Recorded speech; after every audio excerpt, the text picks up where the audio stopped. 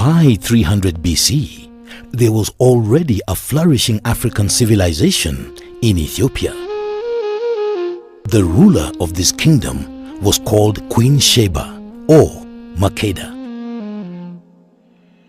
She visited the Jewish king Solomon, and together they had a son called Menelik I. Mother and son returned to Ethiopia soon after. On attaining manhood, Menelik was taken by the queen to meet his father. After the visit, they returned to Ethiopia with the Ark of the Covenant, a coveted artifact that is considered holy by Judaism and Christianity as a whole. Legend has it that Menelik and Queen Sheba basically stole the Ark and had to hide it somewhere in their capital city, Axum. By 434 AD, two kings, actually twins, Abraha and Atzbeha, had built magnificent rock churches on the hills of Tigray as places of worship and monuments where replicas of the original Ark were and are presumed to be kept. At the center of the church is the Holy of Holies, the inner sanctuary where the mysterious Ark of the Covenant is kept and the presumed centerpiece of this magnificent ancient structure. The Ark disappeared, and we do not know what happened to it.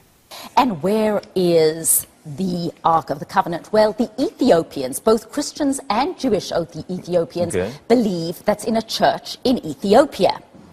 In fact, the gentleman, the home that I was meeting, Eduardo Recanati, who was one of the original founders of the Temple Treasures Institute, he paid a very large bribe down in Ethiopia and got down into the basement of the church where they say the Ark of the Covenant is.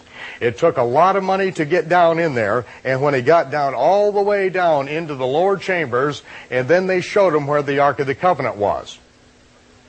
And he said, where? And they said, right there. If you're supposed to see it, you'll see it. If you're not supposed to see it, you won't see it. And he said, no, that's not the way it's going to work. I want my money back. And they said, no, what you see is what you see. You paid your money, this is what you see.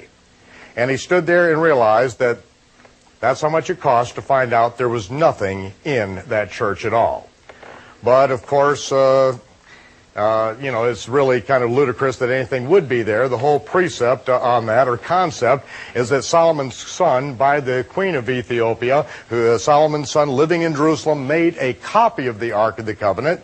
He sneaked it into the Holy of Holies, where only the high priest could go on the Day of Atonement, and he put the fake Ark in, ran off to Ethiopia with the real Ark, and the copy was so good, of course never having seen it before, that the glory of the Lord remained over the fake Ark for 500 years.